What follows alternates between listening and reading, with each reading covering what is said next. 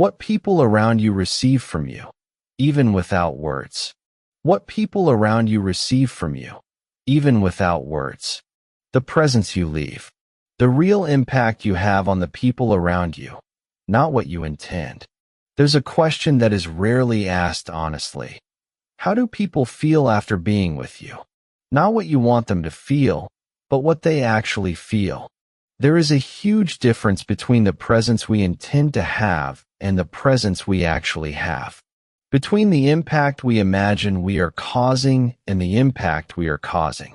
And that difference, when not examined, becomes an invisible legacy, what we transmit without knowing we are transmitting. This episode is about developing awareness of the real impact, not to create a better performance, but to act with more intention about what you genuinely leave behind. Do you have a suspicion that your real impact is different from the impact you intend to have? What does that tell you? There is a principle in communication and leadership that is easy to state and hard to fully internalize. The impact you have is not determined by your intention. It is determined by the experience of the person on the other side. This doesn't mean that intention doesn't matter. It does, for your guidance. But what remains with the other person is not what you intended to do. It's what they experienced. And often, these two things are different. When someone tells you that what you did hurt them, and your response is, "That wasn't my intention," both things can be true. Your intention and the impact you caused. Defending your intention does not undo the impact. This distinction is especially relevant in power dynamics, where the person with more power often underestimates the impact of their actions on the person with less power. The boss who was just being direct. The parent who was just being honest. The power dynamic amplifies the impact, even when the intention was neutral. Good intentions are not enough. They are the starting point, not the conclusion. Developing awareness of the real impact requires two things that are simultaneously simple to describe and difficult to practice: attention and feedback. Attention, observing people's reactions when you are with them. Not just what they say, but what their bodies say. How the space changes when you enter. If people expand or contract. If they talk more or less. If they seem more or less comfortable disagreeing. Feedback. Creating conditions where people can honestly tell you what they experience in your presence. This requires two things: genuinely asking, not as a courtesy, but as information you value, and responding in a way that does not penalize honesty. The second part is the hardest. If when someone tells you that your impact was different from your intention, your response is defensive, the information shuts down. People learn that telling the truth about your presence has a cost, and they stop saying it. What remains invisible, and therefore unchangeable? The presence you leave is not fixed. It is the result of continuous choices, many of which are so automatic that we don't experience them as choices. How you enter a room, how you start a conversation, how you respond when something goes wrong, how you treat people when you are under pressure. Attention, rhythm, how you listen, how you respond when challenged. All of this is presence.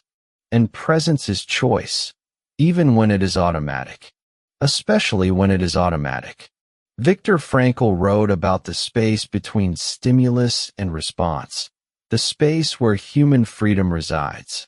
Intentional presence is the work of expanding that space, being aware enough of what is happening in you and in the other to respond according to who you choose to be instead of reacting according to what has been installed. Do you know that your impact is different from what you intend, where you react automatically in a way that is not what you would choose if you had space between stimulus and response? What happens in that situation? The presence you leave is also a legacy. What the people who love you and observe you closely learn about how to exist in the world, about how you respond under pressure, how you treat those with less power, how you deal with mistakes and conflict, is transmitted through your presence, not your words. The most powerful legacy you can leave is not what you did. It's what people learned to do by observing how you moved through the world. This means that the presence you leave is an act of responsibility, not as a paralyzing weight, but as clarity about what is at stake. What you transmit goes beyond you, and it can go much further. You don't need to be perfect to leave a valuable presence. You need to be honest enough to know what you really leave, and committed enough to work towards what you want to leave. The presence you leave is not a fixed fact about you.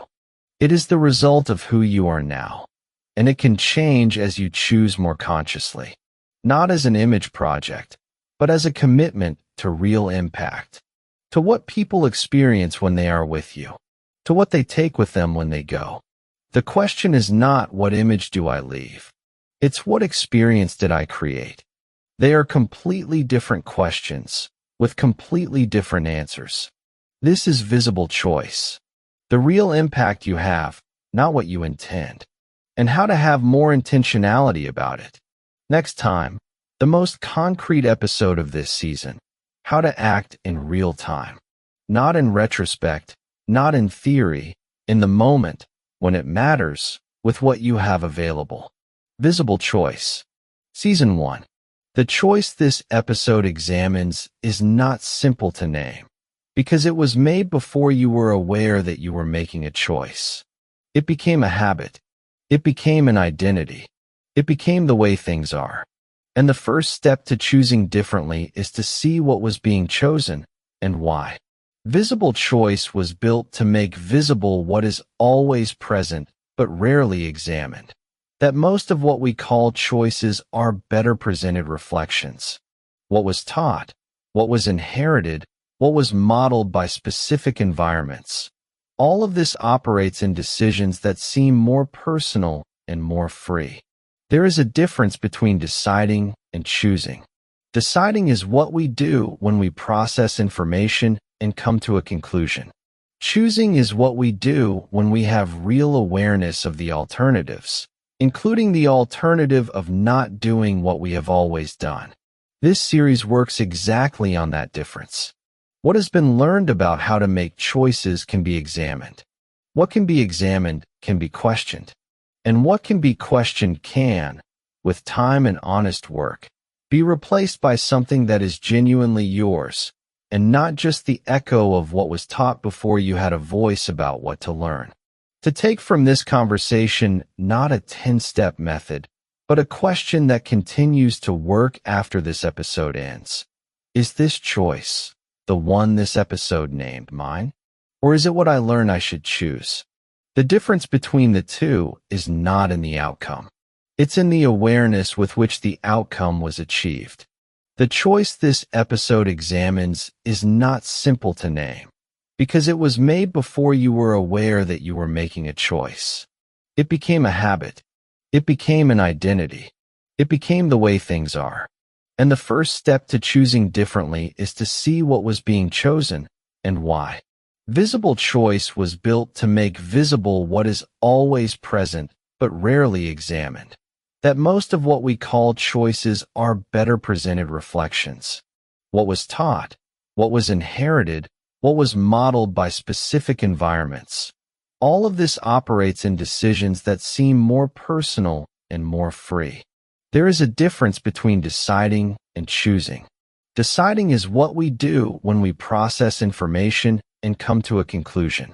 Choosing is what we do when we have real awareness of the alternatives, including the alternative of not doing what we have always done. This series works exactly on that difference.